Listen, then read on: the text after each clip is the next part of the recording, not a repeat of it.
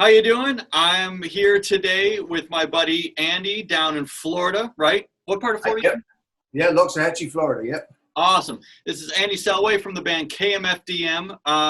Honestly, one of my all-time favorite groups, and a band that's really very responsible for my particular taste in music. I mean, I can pinpoint pretty much when I heard KMFDM's music for the first time was like in the early 90s, and I was a kid, and I had never really heard electronic music like that before. There was pop stuff on the radio that used electronic elements and stuff like that, but I never heard something that was like a little more aggressive and more rock. Yeah. And I became like a lifelong fan right then and there, and that was the catalyst that opened the door to industrial music for me as a kid. After KMFDM is when I discovered bands like Nine Inch Nails and Marilyn Manson and all these other groups and stuff that had already existed but were not on my radar because I was too young.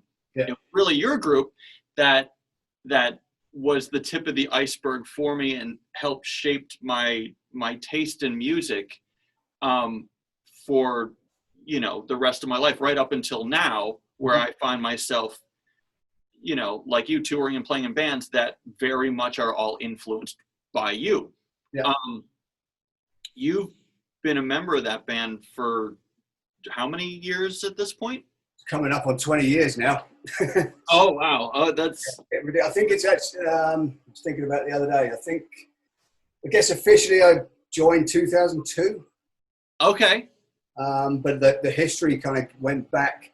You may even have heard KMFDM before I did, because I actually didn't know much about them until I joined Pig in 1996. Oh, okay. With Raymond Watts, that used to be in KMFDM. So when I joined his live band in 96, we went over to Japan and stuff, and it wasn't until that's when I got to know that Raymond was in a band called KMFDM, and that was when I first got to know of them. And when I first met them was when Pig opened up on a US tour in 1997.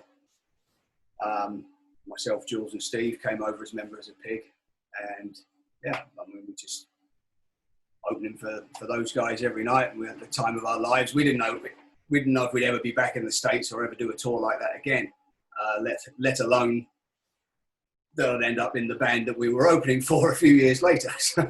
That's pretty cool, though. That's how so many things seem to happen. I've always been told, when it comes to like the music industry anyway, I've always been told it's not who you know, it's who knows you. And everybody I know that I've seen springboard from one thing to another, where they just are moving up their career ladder sort of thing, or landing the really good gigs, it's always because they were already on tour with that band at some point in one of the opening acts, or doing festivals or something like that, where you're on the same bill and you get to know each other backstage, and then a year or two later, you start connecting those dots and stuff, and so that's exactly how you went from Pig to KMFDM, just because. You always remember when someone impresses you, like if you're out sort of on the road somewhere, and a band opens up for you, it's like, oh wow, check that drummer out, check that guitar player out. You always, that's kind of sticks in your mind, and that's always what you get a phone call out of the blue, or you remember that guy and you call them, track them down somehow. Yeah, it's always who's seen you, and that's how things sort of move along. Yeah, totally. And there's proof of that. The majority of the bands that I play for, they've all seen me play somewhere. Yeah. Or we played a show together, and a year later they need a drummer or something like that. So it's just reaffirming, your story just reaffirms what I've been preaching to other people about it, kind of thing too. Yeah. Which is pretty cool. Now I was trying to figure out your and my personal history recently, because you and I just kind of reconnected on Facebook the last couple of months. Yeah. But we had met originally, it's got to be like 11 or 12 years ago. And you guys were coming through town on tour, and I was on a TV show, because once upon a time in my life, I was like a MTV VJ on a, super late night TV show. And I was like the rock guy on the show. So they would send me out to all the rock concerts that would come through town and in the area. And I would go and do the band interviews and stuff like that. And when you guys were coming through town, I called up the producer of the show and I was like, we have to get them on the show. They're one of my favorite bands. We have to get them on the show. So that's where I met you and the entire band at that point. And I remember we stayed in touch for a little bit and then sort of lost touch, and I moved to LA. Right. And it was just kind of dumb luck that, we run in some of the same drumming circles on the internet, and all of a sudden we started to connect the dots together. I was like, hey, wait a minute, I know you. Yeah, no, I sort of straight away, I saw you on Facebook and I kind of recognized the face, and I couldn't quite sort of piece it all together from exactly when and where, because I mean, that was when we would have met in person. It was back in my drinking days. Okay. Things were a lot blurrier. Understandable. Yeah, so I don't do that as much anymore. I have a couple of beers every now and then, but that's me done. And I think that's the story I've been hearing from a lot of people, especially the older we get, and I'm kind of in the same boat where, like, the older you get, the less important that sort of thing becomes. And now you just really want to make sure you do a good job every night. Well, that was one of the main reasons, is it kind of, I always got into this whole thing, because I loved my drums and I loved drumming. I spent my whole childhood playing along to records with my headphones on, jamming along to Sabbath and Maiden, whatever else. And you get into bands. I would always, as a young kid, I was in bands with guys that were all much older than me. It was just sort of, I'd put my hands up when anybody needed a drum. I'd do it. And then I'd find out if I could actually do what was needed later. So I'd always kind of, throw myself into the situation. That's and not me in then trouble. you kind of have to pull yourself through. You have to get through. And that was all the sort of the kick up the butt that I needed to make my way forward. Where'd you grow up? So in England, I'm from was born just outside London, grew up in a small town on the east coast of England. Oh, okay. And as soon as I could get out of there, I did. But having said that, it was a great place to grow up, because there was no, the nearest largest towns was it was a big town about 6-7 miles from us where we went to school. The next major town was about 12-13 miles away, which isn't far, but in England at that age, when all you had was a bicycle, it was quite far. And so what there wasn't in that area was any rehearsal facilities. So all the local bands, the rock scene, all used to rehearse in kind of little local village halls and kind of church halls and stuff. Oh. And at the bottom of my road was a village hall, and I would hear all this sound sort of wafting in the wind from the bottom of the street. There'd be all these rock bands kind of going down there and rehearsing. So I used to go down and sort of watch the old guys, playing, peeking through the window. And eventually they sort of saw me peeking through the window. They said, come in and, sit down and watch. And then it was like, you want to have a go on the drums as well? So, I sat down and they was like, oh, he can play. I ended up joining some of those bands. That's awesome. Those dudes were all kind of, 10, 15 years older than me at the time. And so you're sort of in the deep end. And I learned a lot from them. So it was actually a really good place to grow up and sort of learn, what I wanted to do and kind of hone my craft a bit.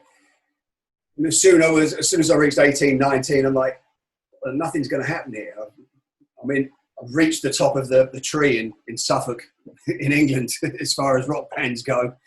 So I've got to go to London. And all the bands that I was in, everybody claimed they want to make it and, go the distance, and no one else wanted to move out of town. So I just went back, and I answered an advert for an audition in the back of Melody Maker, at the time, big music magazine over there. And I thought, well, if I get this gig, I'll move to London. And a week later, I'd moved. Oh, wow. I told my parents and said, oh, I guess I'm moving next week. And then about 20 years later, I did the same thing. I said, well, I'm moving to America next week as well. So, wow. So when did you move to the States then? I didn't move to the States till 2002.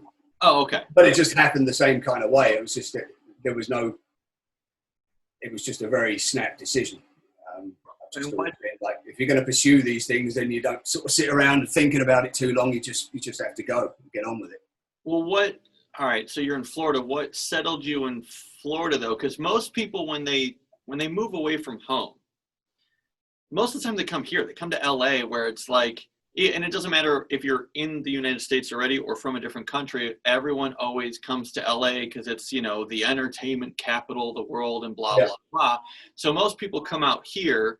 Some people go to New York or Nashville or something like that. I sidestepped and went to New York first because I figured it was closer to home because I was already living in New York State. And it turned out to be a huge disaster because the music scene in New York was not well suited for me. It wasn't what I was after. I played with some very fantastic musicians there. I was getting hired like right away by tons of bands as soon as I got there. The problem was they were all like super, super, super talented musicians, and they knew it. Right. So they were playing artsy music that's not dumb enough for a commercial audience. Right. And I have no musical ego. I'll sit and play four on the floor all night and make a buck doing it versus playing something that has a creative outlet and never making any money. So that's why I moved to LA, because this is where the commercial music was being made. So what brought you to Florida instead of LA? Well, the initial move was to Seattle. Oh, okay. Because that's where KMFDM were based at the time. Ah, okay. I didn't know that. Yeah, they were all good. Sasha and the guys, they'd all been in Chicago before that. They were based there, and the whole Wax Tracks scene and all that. Sasha ended up living, I think for the second time maybe, in Seattle and Lucia. And we got the opportunity. I guess Sasha had asked the previous KMFDM guys to come back when the band reformed. They declined for whichever reason. So Sasha wanted to move forward. I guess he remembered those guys that were playing for Pig when we opened up for him in '97. So he'd started using Jules, the guitarist, a bit, and I kind of tagged along. He basically just gave us an opportunity to move to the States and just sort of see how it worked out. Do you want to come over, make a record, or set you up in a little apartment and stuff? And so myself and Jules, just literally, again, snap decision. It's like I had to go to my parents and say, I'm moving to America next week. It's really quick. And literally, I think I had a snare drum in a case and a bin liner full of clothes. And that was it. That was it. That is on a plane. And yeah, Sasha wasn't even in Seattle when we landed. He was away in Spain on vacation. So a friend of a friend of a friend that we met online offered to put these complete strangers up in her house for a few weeks until Sasha got back into town. Then Sasha took us out, set us up in an apartment, went down the Goodwill, bought a load of pots and pans and mattresses, and gave us a kind of basic recording setup. And we shared a rehearsal room with Bill Rieflin at the time, R.I.P. And that was it. And he just basically said, well, all right, let's make a record. So what's the parameters? What are we allowed to do? It's do whatever you want. It's just like, send me stuff, I'll do stuff to it and put synths on it and we'll work with it. So we started the World War III album and just sort of launched into that. That's a great album too. I love that album. Thank you. Yeah, I'm still fond of that one, probably because it was my first, but yeah. Yeah. First, the band, that band, well, all right, so that kind of segues almost into something else I was going to ask you about too. Like on the creative recording side of things, so I'm sure you have been in like a million different scenarios when it comes to recording. With this particular type of music, I never thought it was really very common to have an actual drummer on the record. Mm-hmm. Because a lot of the time you listen to it and you just assume that it's all programmed, it's all synth, it's all triggers or pads or something like that. Yeah. And most of the industrial bands I play for, I'm not on those records at all. Like, I've never stepped foot in a studio. I didn't play one note. I get the song when it's done. Yeah. And they here, learn it. And my picture will be on the record. And I heard it as the drummer. Yeah. But I didn't play one note on that record. I've been on lots of those records too. So you are actually recording drums on the KMFDM stuff. It varies. When we did the first record we did with the band was World War III, and yeah, we went and recorded drums. I mean, you know, we chopped them up, edited them, and everything had to be machine tight. Right. Work with all the program stuff that was going alongside. But yeah, for the most part, that was. I think it was drums on pretty much. There was at least elements of live drums on every song on that record, I believe. That's pretty cool, because I was super, super curious about that. I think just part of me assumed, well, probably all just programmed and you just learn it for live. And I did a record years ago, actually with that band up there. I know the drum head's cut off, but their stuff was very aggressive, heavy, industrial music.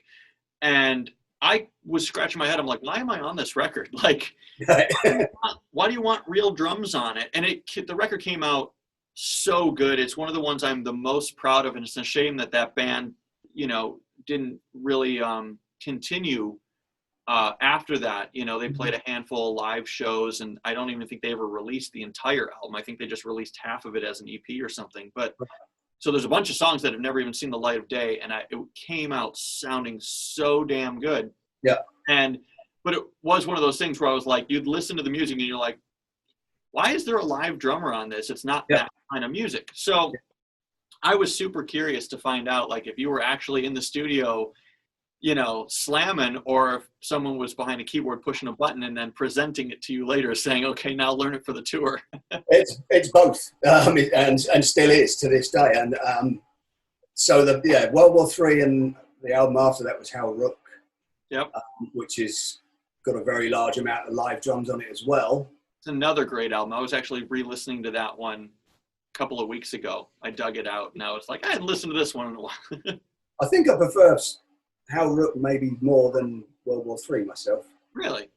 Yeah, I'm not quite sure why. No, there's things I like about both, and as with anything you've recorded in the past, there's things you'd wish you'd done differently as well.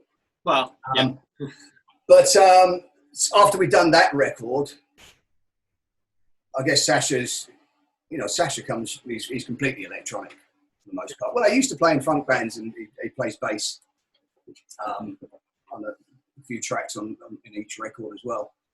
And he wanted to get back after we'd finished Hal Rook to more sort of electronic stuff. At that point, I always loved his drum program. I'm like, wow, you know, it's just like, I used to listen to it. I'm like, how when it comes to a live version of something he programmed, I'm like, what the hell am I going to play? How the hell am I going to sort of, which bit do I pick up on? Because there's like sort of 6 kick drums doing different things, and different snares doing different things. And so you kind of have to sort of work your way through and work out what you're going to do. But after Hal Rook, there were a few albums where Sasha wanted it to go a lot more electronic sounding. And I didn't have that much to do with them. Because I never done any recording stuff. Jules had always, he knows his way around Pro Tools like nobody's business, as does Sasha. Steve, the other guitarist, he was fluent using Logic and programming. He'd worked on a lot of the Pig stuff previously on their records. I'd been in recording studios with a whole bunch of other bands in the past. I was not familiar with recording myself or drum programming or anything like that. So I came along to that stuff later. So there was a couple of albums where I really didn't do much other than learn the songs once the album was finished and go out and hit the road, as you mentioned. And then I slowly started dabbling around with a copy of Reason Sasha gave me, Propeller Head Reason. Mm-hmm. And it's like, oh, look, I can program drums and sort of do all this other stuff now and throw in bits of material that I'd written as well. So I'd sort of come up with 3 or 4 ideas. Sasha would sort of say, "Oh, okay, that goes with that. If we transpose this down," and he'd sort of gel them together, and we turn that into a song. And that inspired me further to sort of get into the recording side of things, which has now enabled me to record myself and to get more actual drums on the records and come up with more contributions as well. That's all right. That's pretty cool. So you're got your home setup that you've been tinkering with and stuff like that. Yeah. I mean, there's no better time than now when no one can really go out and tour. You know, everybody's tours that we've had have been canceled. You guys were supposed to go out on the road with Ministry. Yeah. And, we should be finishing the tour in about 3 days, I think. So. What a bummer too, because I was excited for that tour. Oh man, it's going to be a good one. Yeah, I mean, well, you know, everything's postponed, so hopefully it's still going to take place next year and everything. But now's when everyone's like, all right, well, time to finally put the home studio together. So what are you working with on your end? What have you been setting? Are you running Pro Tools or Logic, or what? I started off dabbling around on Reason. Okay. Just sort of messing around and, you know, using a lot of MIDI and getting the hang of things. And then I've been watching Sasha and Jules on Pro Tools all the time, so I kind of picked up a little bit of that. I've got a copy of Pro Tools. Mm-hmm. Got into that, but still wasn't sort of really quite getting it or coming out with that much at first. You know, the more I got into it, the more output there was. But still not really in a situation where I could record live drums. So I was mainly sort of be coming up with sort of synth-based parts in bits and pieces like that, and drum programming. Then I decided to ditch Pro Tools. It was causing problems on my computer. I found it all a bit cumbersome, and the band were kind of working with Presonus. So I switched to Studio One. And I've never been happier. I mean, it's just so intuitive, and it's just rock solid, stable. And that kind of coincided with me having enough space to get a kit set up. And I started messing around with electronic drums a lot as well, and triggering. So I kind of threw myself into that and a lot of sound replacing work. And now Sasha throws me songs, says, do drums on that. Or I'll come up with some ideas for a song and I'll throw it to him and he'll do drums on it. Sometimes, you know, it works both ways. And you never know. Sometimes we'll try and use a live kind of kit. A lot of the time I'll play it on the live kit and then completely sound replace it. We'll just keep the cymbals, just keep the overheads, and, you know, we'll edit the drums really tight and just sound replaced with sounds that sound bigger than a real kit, because you need that for a lot of this. Yeah. Sometimes a live kit doesn't always sit in the stuff we're doing, at least. It's very sometimes it can be very, very, very processed, or it has to sound a certain way to match what else is going on in the song and stuff. Exactly. It's just sort of sonically. I mean, unless you've got a lovely, great big drum room and a fantastic selection of mics, you can't always get the sort of enormous thumping drum sound that's going to sort of match sonically the huge synths and the powerful basses and the programmed drums that you might be playing alongside of. Mm-hmm. So we do a lot of sound replacing, and it's basically just whatever it takes to make it work and to realize that, you know, the sound you're after. Are you using triggers on the acoustic kit to do the sound replacing, or are you? I don't know anything about sound replacing, to be perfectly honest with you. I record drums like right here in this room. This is my studio, and this blue kit that you can see one of the top from. This is my studio kit over here. It's all mic'd up with like 16 channels of all various microphones and stuff. And I can do all the EQing and sound design stuff with that. Mm-hmm. And send it to clients and stuff, but I haven't gotten into actually like sound replacing anything. I've done some stuff where I put triggers on the kit and then replace the sounds through MIDI. Yeah. To get a nice, tight, clean sound on it. But without using like a trigger interface for it, I wouldn't have any idea how to even accomplish like, well, I need the snare to sound different, and it's not something I can accomplish with compression and reverb. Yeah.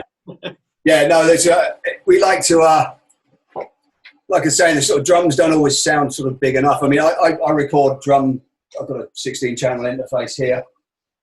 Kit's already mic'd up and everything to go, and I record live drums for sort of local bands and, you know, remote drum recording for anybody who needs drums. Oh, that's great.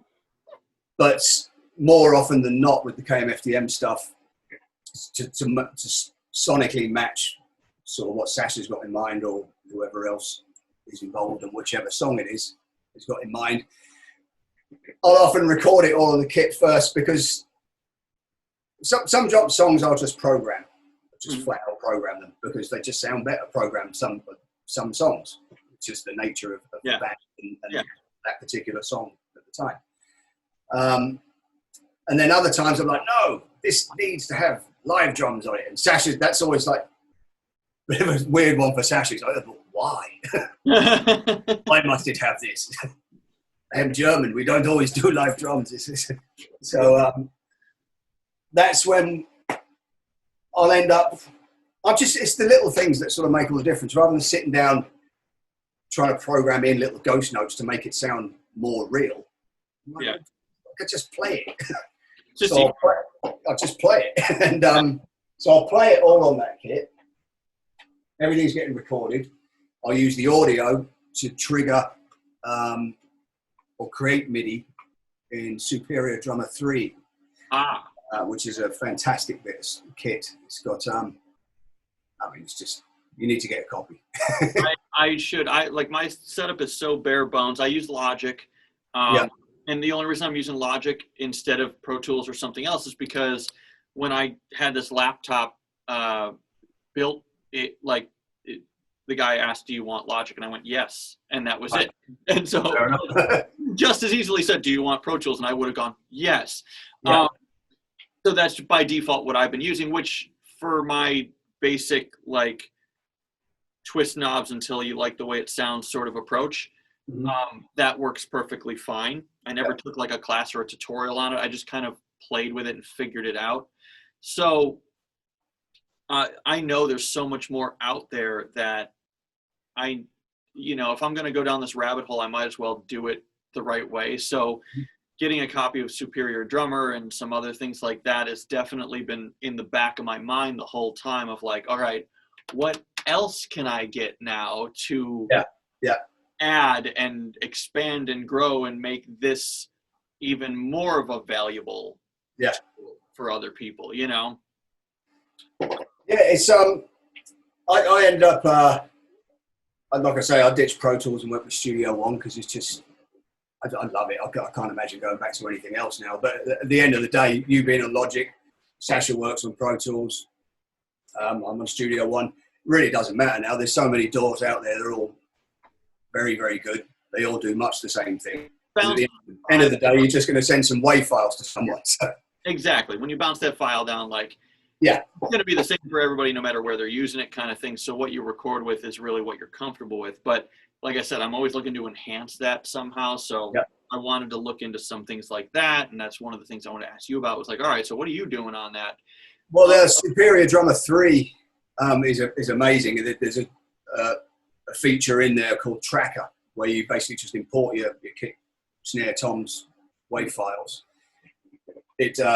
And it generates MIDI from the hits. It's pretty damn accurate. It reads, all your kick hits, catches most of your ghost notes and stuff on the snare if you're using much ghost note stuff. But so you can generate MIDI from that, and then you've got that MIDI to do whatever you want with, trigger any sound. And the software itself comes with just amazing sounding kits, stuff that we could never have and probably never will have, and recorded in studios we'll probably never see the inside of by people we'll never work with. So it's a top-notch bit of gear,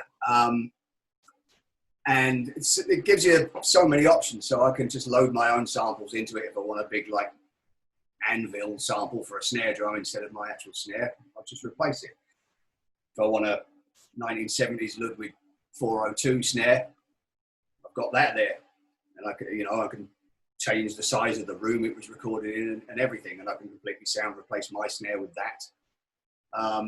What I've been doing a lot of recently when I'm recording drum tracks for various clients is I've got a small room here. You're never going to get a big drum sound. I can get a good solid drum sound. It's not going to sound like a big roomy drum sound because it's not in a big room.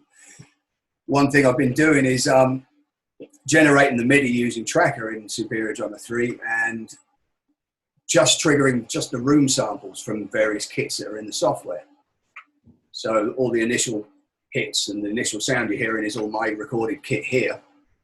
And I'm just triggering the tail end of the sort of room sounds themselves. Wow. Which enables me to then sort of crush that and treat it as a great pair of room mics and get a massive kit sound. That's super cool. All right, yeah, you got me. And you can do that with is it Addictive Drums too, Stephen Slate drums. Yeah, I've heard of all of those before. Yeah. I've never really. I'm sure other people have used those on things that I've recorded, Right. but until the last handful of months, I've never been a part of that world before. I go to a studio, I record the drums, I leave, and somebody else takes care of all of that. Yeah, stuff. yeah. So this is like a super new world to me. Mm-hmm. But those, like I said, those were things in the back of my head of like, oh, I've heard of this program. I wonder what that would do. And I've heard of this program. I wonder how I could use that. So you got me kind of sold on it now. Well, it's another string to your bow. It's only going to help you having that knowledge. It's only going to help what you can do to the drums you're already recording. Yeah. And it also give you options if you provided someone with recorded drum tracks and they're like, I'm not kind of digging the snare. You can't really go back and record it again and sort of give them a completely different result. Time and money and all that. Right. With this stuff, you've got the option of like when it comes mix time, they might not know that the snare's not working for them until it comes to them mixing it. Mm-hmm. That might be when someone calls you up. I've got the MIDI here, and they're like, "Well, can you give me another snare?" That's pretty cool. Yeah, another kick drum or whatever else. You can change any part of the kit at any given point in the proceedings. Wow. All right. You got me sold on it. That's pretty cool. And of course, you can use. It doesn't have to be all the sort of gorgeous live kit samples that come with this. Mm-hmm. You can use any other samples or use the MIDI to generate any other sounds you want. So you can, be triggering 808s and 909s and crunchy little electronic snares and whatever you need to, all from the same one live drum take. That's pretty cool. That's awesome. Yeah. How much of that stuff are you using live? Like how much of it translates over? So like, I know with some groups, it's like, no, when we're going to have live drums on stage, we're going to have live drums on stage and that's that. And then other times you see people that have like these ridiculous setups with 1 million triggers and pads and 2 laptops and all that other stuff. If I remember correctly from seeing you live, your setup was pretty like, there's a rock and roll show kind of setup.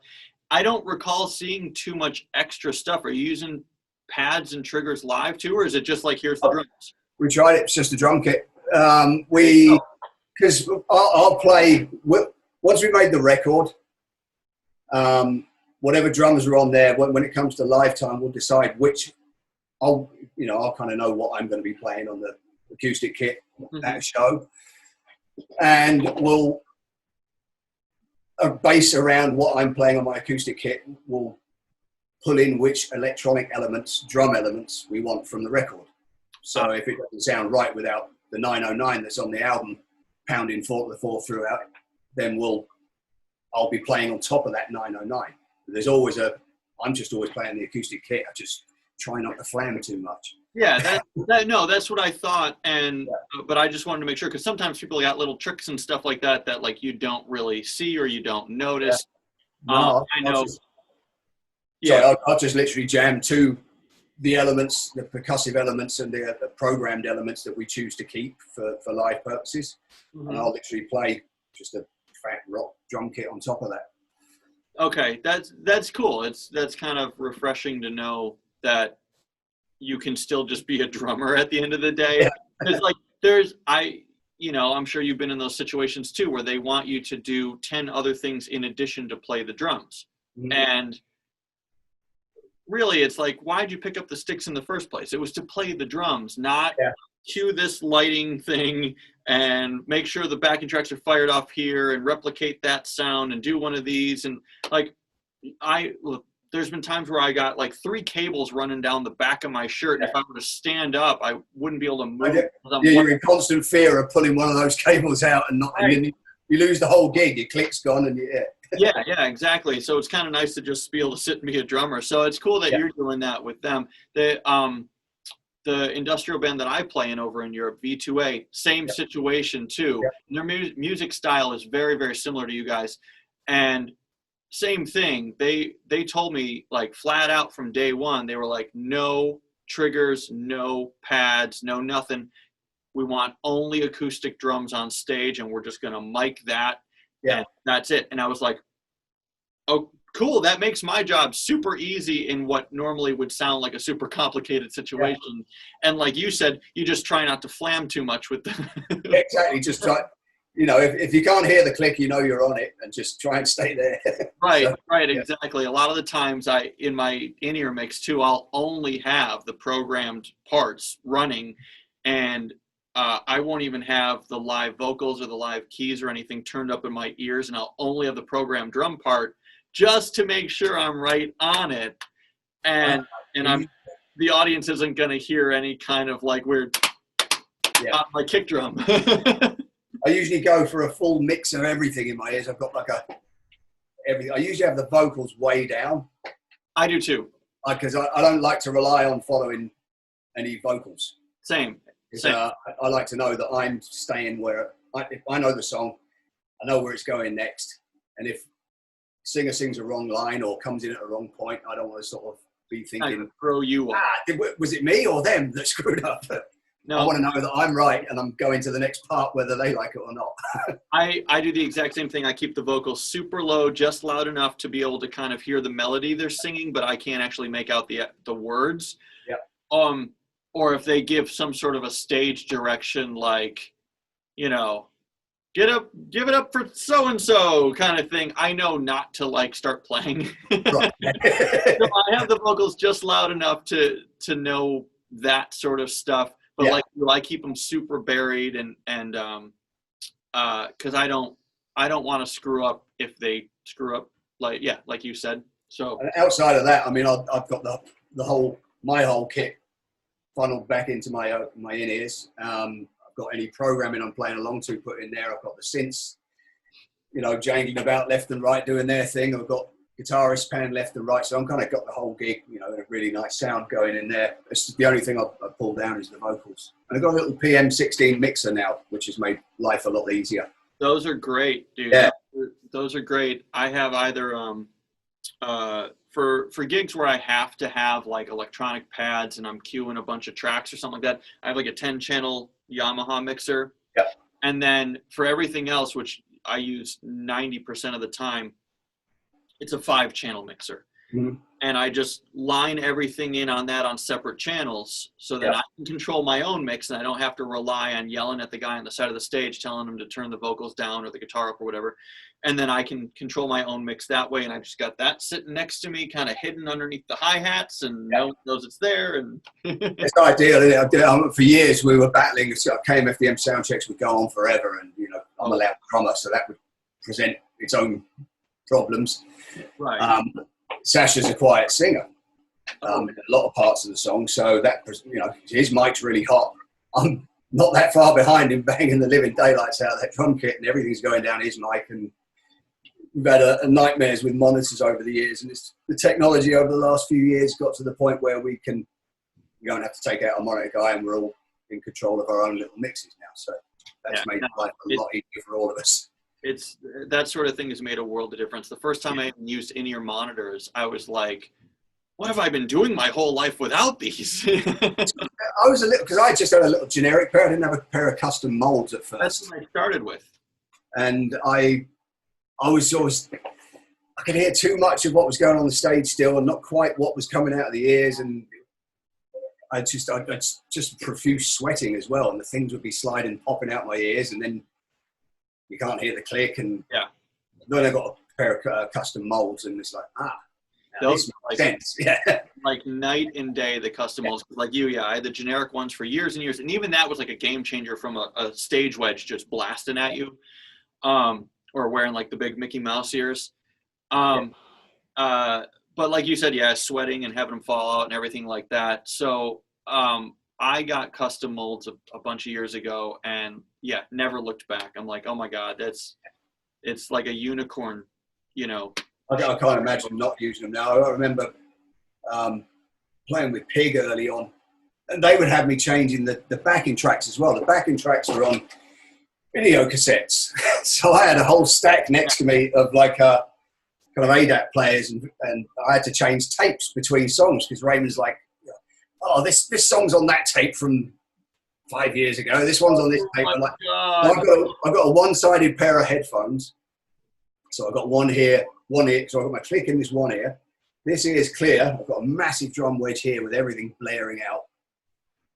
And then I'm changing tapes in between songs. And that sounds like I was having to rewind them and cue them up and everything between songs. And like, this is a nightmare. Oh my God. Yeah. We made it work, but it was, it took the fun out of it somewhat. Yeah. Well, like I said before, like so many people want you to be just so much more than a drummer nowadays. And I've never had to switch a tape like that, but I've done a couple gigs where you got this massive effects whatever next to you. I don't even know what half of that stuff was. All I knew was the play and the pause button on it. Yeah. And there was one time I was doing a gig out here with a band, and like I couldn't see, they didn't have lights on the thing. Yeah. And in between the songs, the stage lights are going dark, and I couldn't see where the button was. Yeah. Up the next song, and the guitar player is starting to get irritated with me, and I'm like, dude, I can't see it. I don't know what button to hit, and I don't want to hit the wrong one and play the wrong track. Yeah. And it was just such an absolute nightmare. Now everybody's sort of upgraded to either having a laptop on stage or just an iPod. Yeah. Or I use like an old iPhone that I wiped and put backing tracks on that too. Mm-hmm. And there's apps you can get that you can load all the tracks in, and it won't play the next one until you hit the button. So it just in between songs, you just got to hit one button every time. Right. And shuffle the order like during the show if you need to. So thankfully technology's caught up to. Yes, thankfully. that we have. I look back on how we used to do it, and I'm like, this is a nightmare. The room for error is just so large. Yeah. It didn't used to go wrong that often, but now we just kind of, all our backing comes off the same laptop on stage with KMFDM, and we hit play at the start of the gig. Yeah, and as long as that doesn't fall. It runs. We got all the songs mapped out. There's no, the gaps are what they are. The set's the same length every night. And we just kind of hit play and let it go. That's the best way to do it, and thankfully more bands have been doing it that way too, where same thing, I literally, a lot of the time they still have me counted in, so I'll just at the beginning of the night hit the one button. Yep. I'm done. I don't have to touch it again. It's just on auto. Like you said, all the breaks are mapped out on purpose and stuff like that, and you just have to be ready. So if you're doing this in between a song and the that's happened a lot of times. Whoa, you're ready to go and count in that hi-hat for them. and why is it that I guess it makes sense when you're watching it from the front, but every lighting guy will always kill every light between every song. Finish and end, so you can't see a thing. The guitarists are always complaining because they can't see what they're doing to tune. I put a little like a bookmark light. Yeah. That has like a little AAA battery in it. I got one of those, and I have that if I'm using charts, or just if I have the just the set list or something. Yeah. This little music stand that's about this big, clamped underneath my hi-hats next to my mixer, so it's hidden under the hi-hat, and I have that little book light on there. I'm here now. Just to see my set list for a lot of the time. Just to see the set list, or if I have a chart that I'm reading or something like that, and it's super hidden, and it's a light with a dimmer on it, so I can make it really low so it's not obvious that it's even there and only I can see it. But I had to do that because so many times you're looking at the set list and you're like, I can't read what song is next. There's a company out there now got a great gadget. I think it's called Headcaster. I've never heard of that. It's a kind of it goes inside your drum, or I don't know if it clips underneath it or inside it, but you can basically put what you want on it. So you can stick one in your kick drum, have it project a still or a moving image onto your front kick drum head. That's what you want to do. If you're reading from notation from music, have that projected on your floor tom head. Of course, the other thing you can do with it is project your set list onto the. Oh my God! Yeah, that's a kind of handy little idea. Because one thing as I've gotten older, started off with denial. I was like, oh, there's nothing wrong with my eyesight. Then it's like a cheap pair of glasses from the dollar store. Oh, it does help a bit actually. And then now I'm full blown contact lenses and stuff. If I forget to put my lenses on before a show, I don't know what the set list is. I can't read it. What's that thing called? What thing? Oh, the Headcaster. Headcaster. Yeah. I've never heard of that. That sounds so cool. That sounds awesome. I haven't tried one of those myself, but I want to pick one up. I think they're called Hellenson. They make drum triggers as well, and they've just got a couple of extra, as well as internal triggers they make. Okay. Got the Headcaster, and there's a thing called Crash Bar that they come up with, which is just a kind of little rubberized curved bar, which attaches to your snare lugs. Yeah. Stops gouging all your toms where your snare hits your toms. That's cool. I was thinking, I used to have this little strip of round, some sort of a foam. I don't know what kind, like a squishy foam. And I had it. It was about this big. I don't even remember where I got it, but I had a bunch of them that were about this big, and they were round with a slit in the side. And I had some custom drum trigger, electronic drum pads years ago to match a kit that I had. I had this red sparkle kit, and I was playing some gigs where I was using electronic pads mixed in, doing a hybrid kit thing. So this custom drum maker buddy of mine made me 3 12-inch tom. They were essentially like toms, about, yay big, about 4.5, 5 inches deep, 12-inch head, and he did them in the same red sparkle to match my kit. They had mesh heads and triggers on them, and then they had these rubber, foam rubber things that went on the hoop. That's common with electronic drums, yeah. Yeah, so if I would accidentally do a rim shot on it, it wouldn't false trigger anything, right? Or you wouldn't hear, if it was a quiet part in a song where I'm just playing on the pads, you wouldn't hear the sound of me hitting the rim every time I'm doing it out through the other mics. So I think I still have a couple of those rubber things, and I was thinking about one on my snare because, I'm digging up the toms always with it. That's what I've been doing here. They're called they're actually called rim condoms. Oh my God. I was like, what are those things? Because they're on most electronic kits you can get now, because what a lot of people are doing now, rather than going out and spending X amount on the Roland kits, which have the same rubber rim condoms on them, a lot of people are just getting a set of mesh heads and converting an acoustic kit with the internal triggers, etc., and then putting the rim condoms on. And they're doing the same with the cymbals now, using the low volume cymbals with all the holes in. Yeah. Triggering those, you can get a little project box or attach triggers however you will. And they've also got kind of rubber, similar thing that goes around the edge of the cymbals to kind of muffle those a little bit further as well. But those actually work just on that, as you described, perfect for not gouging your tom as well. That's exactly what I would use it for. Like you said, I know a lot of people that would do the mesh heads and throw a trigger on it. That's what those pads essentially were. So I guess I kind of just made them for myself that way years before other people started doing it regularly. But I'm going to check those rim things out, because the kit that I have here, this blue kit, I am constantly I know when I'm changing the snare drum out, I know how high to put the snare drum based on the gouge mark from the hoop on the tom. I'm like, I got to bring the snare up to that gouge mark, because that's where exactly. That's it. And I hate it. I mean, it's it's devastating when it happens on a new kit. I mean, once you've been out on the road with the kit a couple of times, it's like, it's how it is now. It's a touring kit. Yeah. That's what happens. And you kind of learn to get over it. But yeah, when it first happens to a new drum, it's, oh no.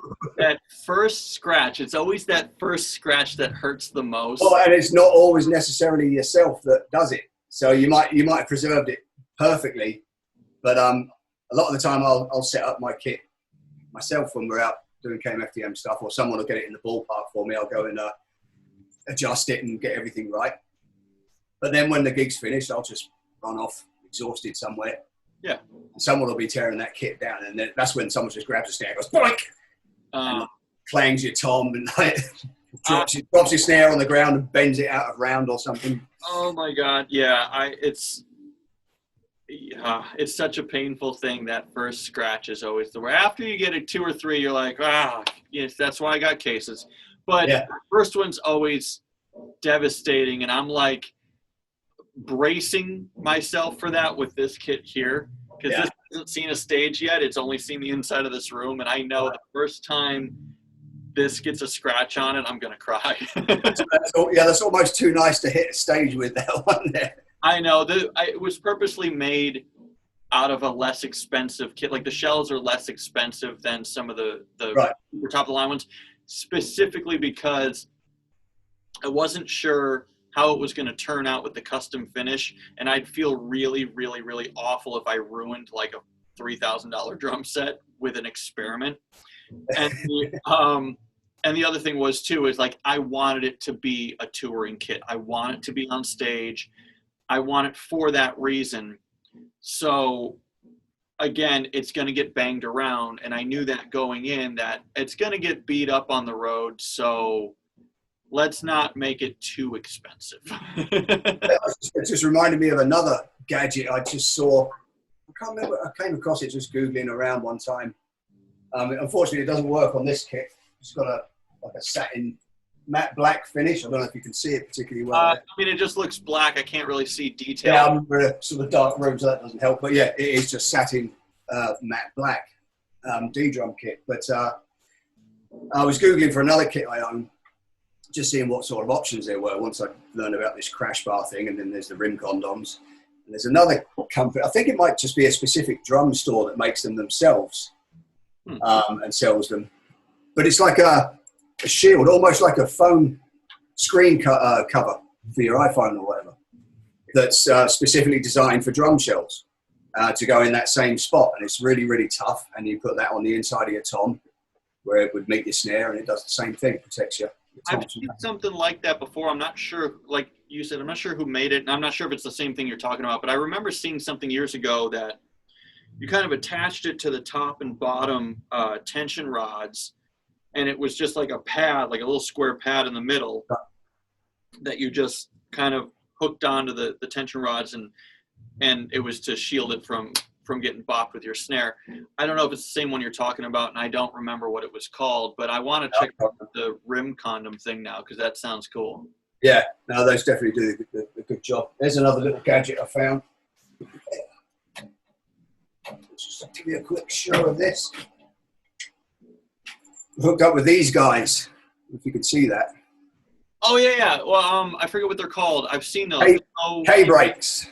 Okay, and they go right on your bass drum spurs. Yeah, stick that on your bass drum spur and on your drum rod, because I kick the hell out of my kick drum, and even if I'm on a good carpet on a solid stage, I'll still be moving that thing across the floor. Oh, wow. Since I picked these up, it's not going anywhere. Really? They even make, these ones are designed, there's like 450 little spikes on the bottom of this, and those are designed and absolutely keep your kick drum from crawling on a rug. If you were to set up on just a straight floor, shiny wooden floor or something, they've actually got like a rubber version of this. Now, as you use this with it, and there's a rubber cup. Oh, wow. That this goes into, which then sits on the stage, and that stops you works on a smooth floor. That's pretty cool. Yeah. That's really cool. But then I think they make feet, a similar thing that goes under the feet on your hi-hat stand, your snare stand as well, so those don't jump around too. Yeah, that's a great idea, because I can't tell you how many times I've had someone come up to me and like ask to borrow my rug because they forgot theirs. Oh yeah, yeah, we've all done that.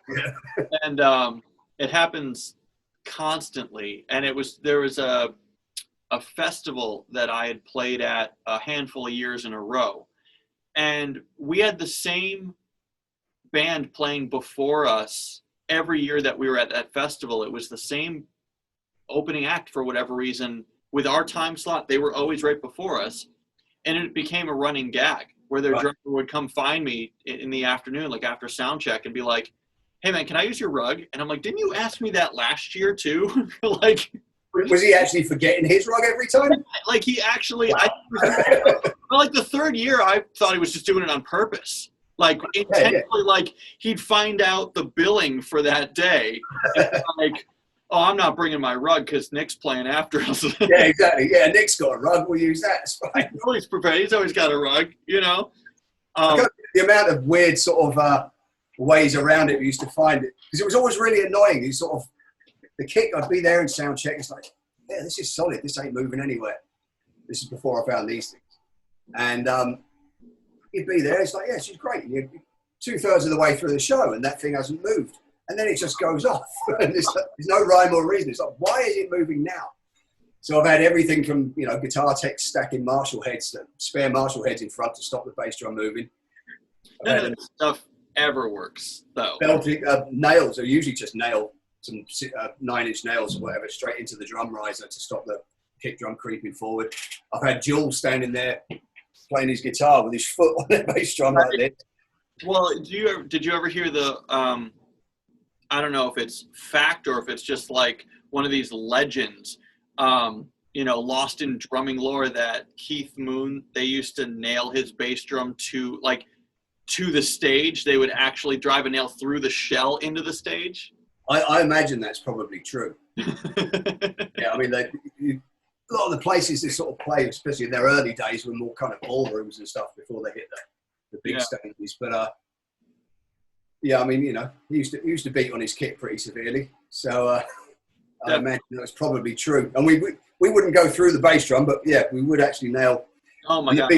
There'd be like a stage manager standing in the wings, like horrified because he's watching guys nail things through their drum riser. Oh my God, I can only imagine. That's hysterical. Well, that's cool. That actually brings me to something else that I wanted to start.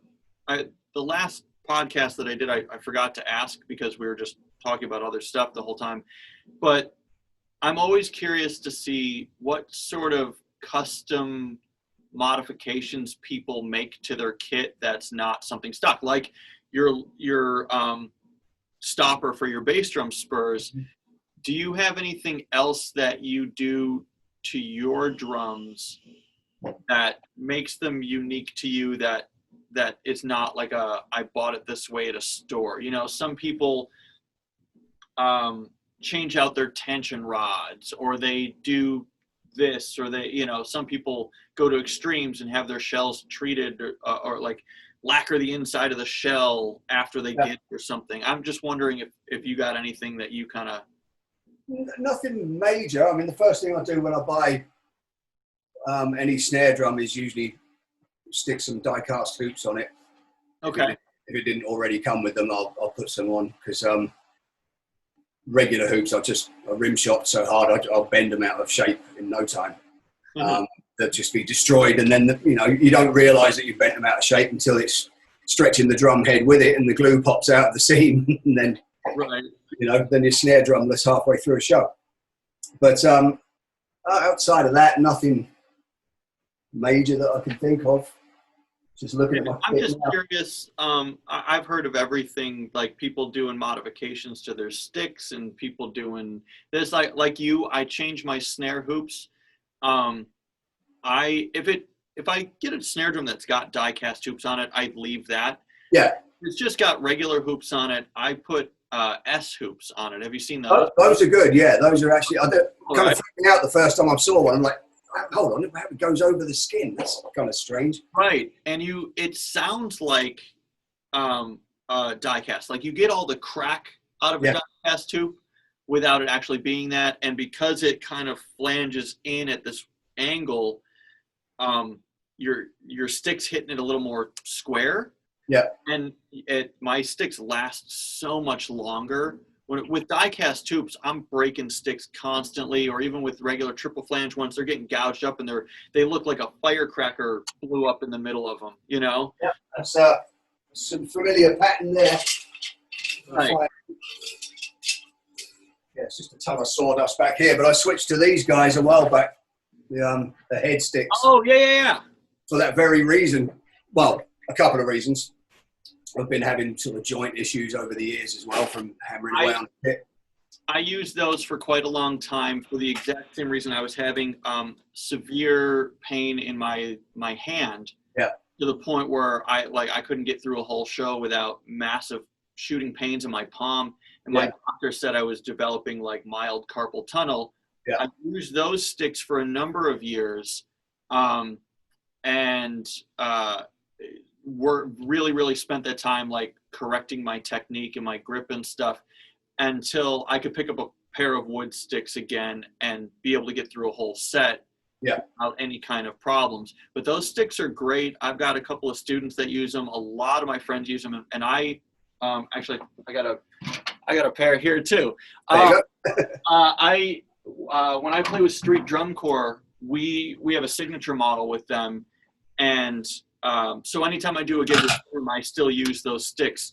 I've since switched back to wood sticks, but those S-hoops keep the sticks alive a lot, because that's like probably a month of play. Yeah. Wow. And normally that would be like a week or 3 or 4 days of playing on like a die-cast tube, but that S-hoop keeps it so those sticks last so much longer. I've generally been a pair or two a show. Yeah. But yeah, I mean, I switched to these primarily because of the joint issues. Has it helped a lot? It has. I haven't been out on the road to really put it through its paces with them yet. Oh, so it's a recent switch. So it's relatively, it's pretty recently. It's only within the last year or so. But using them at home for recording, I haven't been having the problems I was having. But again, that could be because I'm not currently on the road, not playing every night. So maybe that's why my sort of joint issues have calmed down a bit as well. So at this point, it's hard to say if it's the sticks that have helped. But another thing I've done, since I've been recording myself on the drum kit a lot, I've realized I'm just getting better tones by just easing way back than slamming them like I would at a show. Yeah. So I've been sort of in the back of my mind, it's like, oh, come on, dude, you're going to be 50 in a month or whatever, and things are hurting already. And if I want to continue to do this, I need to sort of preserve what's left and, just keep an eye on things. So as well as getting better results when I'm recording by laying off the heaviness a little bit. Yeah, I kind of. It's helping my wrists and my elbows and my shoulders and everything else as well. So. Yeah. And my ears, because those are taking a back. Yeah.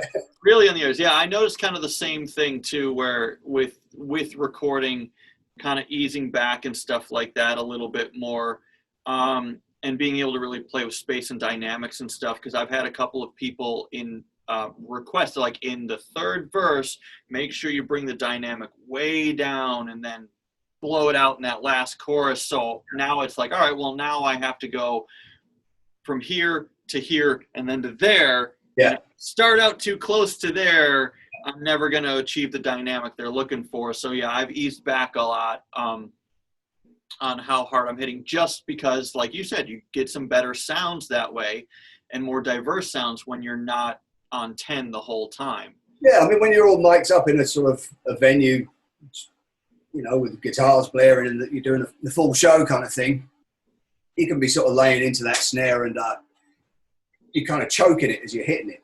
But that doesn't really matter when you're all going full blast at a show. But yeah, that picks up down a microphone very quickly. You totally. sort of realize how much of the tone of the drum you're killing, especially on the toms as well. Totally. Just trying to get myself to ease back on the cymbals a lot more. I mean, I've been deafening myself and others for years. The cymbals more than the drums even. My snare drum's ridiculously loud at a show, but right.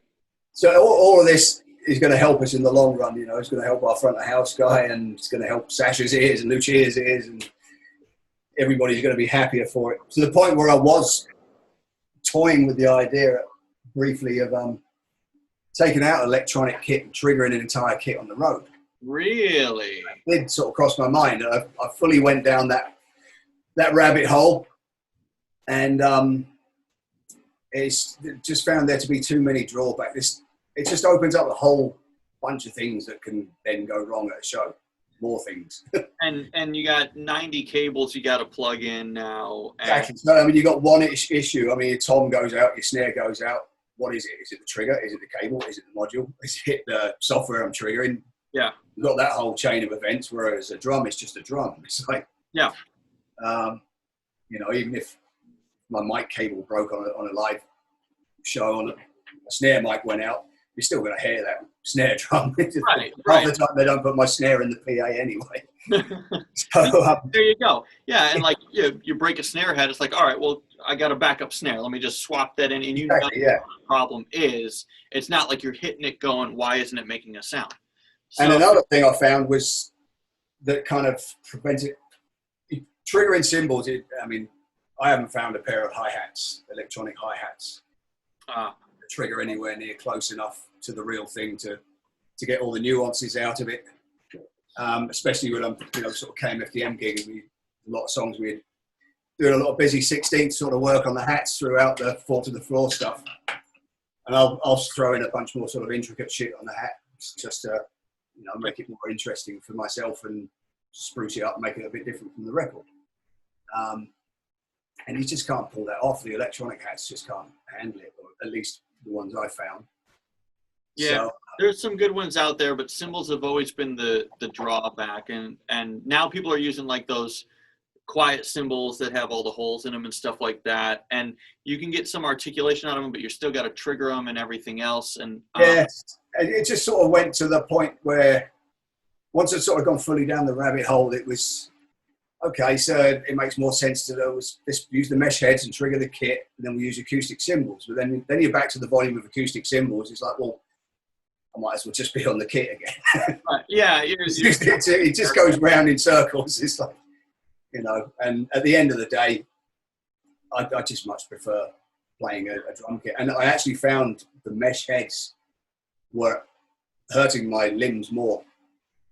There's a lot of rebound on those, like more than an actual drum head. Way too much, and I can't sort of change my body's.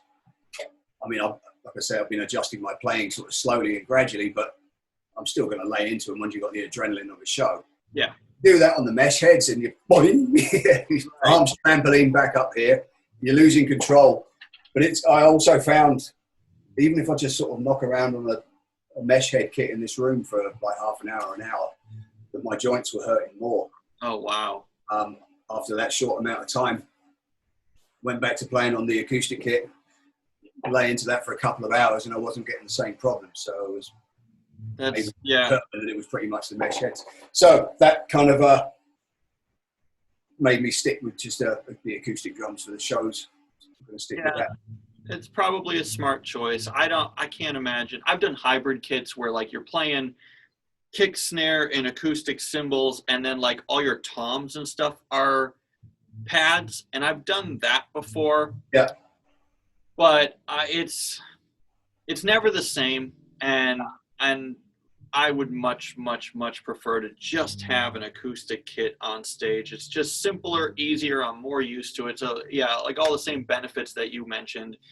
I love the idea of doing all that other stuff, and I love seeing other guys do it. It's just, but it kind of, it depends on the size of the operation you're involved with as well, I guess. I mean, if you're in 9 Inch Nails and you're Josh Freeze or whoever it is at the time, you've got an army of techs, and that stuff's been gone over and torn to pieces, set up sort of, you know, as perfectly as it can be beforehand, and you've got that guy standing there with his eye on you the whole way through the show, just waiting for anything to go wrong.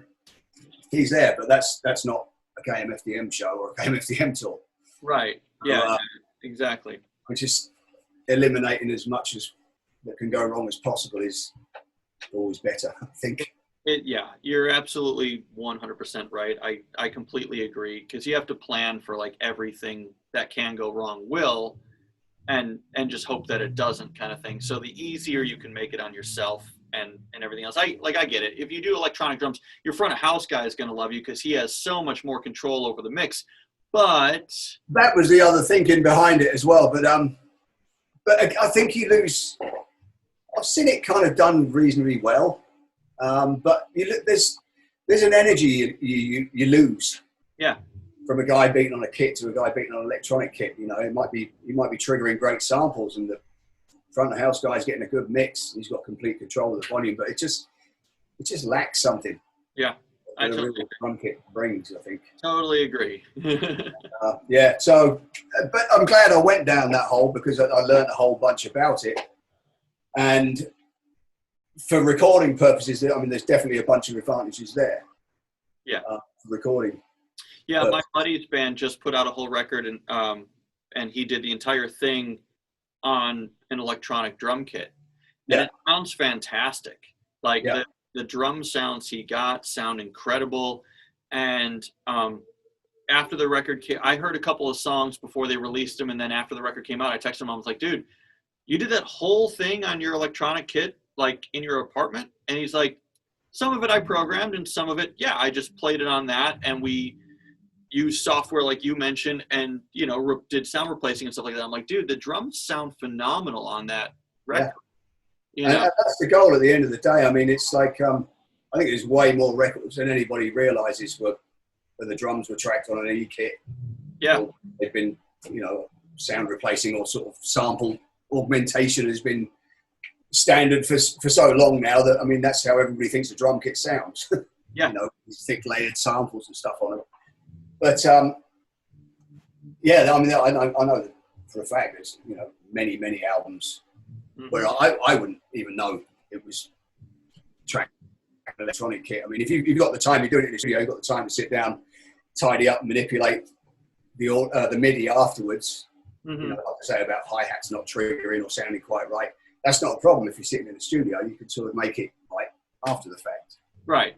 Yeah. Totally. So I mean, there's great advantages to recording that way in the studio. And in an ideal world, I'd have the kit fully set up and mic there, acoustic kit, and an E-kit sort of opposite. Decide which one to use from job to job. Yeah. My electronic kit, honest to God, there's a road case down here, just where my computer is. It's been packed up in there for probably 4 years. I don't think I've taken it out and plugged it in and turned it on in like 4 years. I haven't had any use for it in that amount of time. Every once in a while, I'll need like a pad or two that I'll pull out and hook up for like the hybrid kit thing. But in terms of having the whole thing set up to actually like play it, cymbals and everything, it's been years since I've done that. Yeah. I mean, I've got a converted acoustic to electronic kit up. It's been stacked up in the corner there for a year or so now as well. It hasn't seen much use. Because like I say, with the tracker function in Superior Drummer 3, I can change everything after the fact that I've recorded on the real kit if I need to anyway. So that's simple enough. But I suppose there's other little advantages like with the electronic cymbals. We've got the sort of roll and crash cymbals and stuff. Right. You could set those up and trigger those just while you're recording, so you're using the electronic cymbals in the real kit. That's kind of cool. Because then you've got complete sort of manipulation of the shells. I mean, you could compress the hell out of them. You haven't got cymbal bleed sort of getting in the way and killing everything. I mean, that's how they like Queens of the Stone Age, Dave Grohl, the songs Death album. I know they recorded cymbals and drums separately. I've heard of that. Like, I don't think it's as common, but I've definitely heard of people doing that. Yeah, they record kick, snare, and the toms, and then do the cymbals completely separate, just so they have that isolation and stuff. Yeah, exactly. I mean, for very specific drum sounds, there's definitely advantages to it. But you set up the Roland cymbals with the acoustic kit, then you got the best of both worlds for doing that. But very cool, man. That's very cool. Oh, well, I'm glad we were able to make this happen. I'm really happy that you agreed to come on and do this with this weird. Thank you for asking me. Doing. Yeah, man, it was really great to reconnect pseudo face to face after all these years, because it's been a number of years since I've seen you in the flesh, and I'm really happy that we've been able to make this connection over the internet and stuff like that the last couple of months. It's been awesome. Absolutely. So thank you so much. I really, really appreciate your time this afternoon, and I'll be talking to you again soon, I'm sure. Yeah. Thank you, Nick. Thanks for having me. Appreciate it.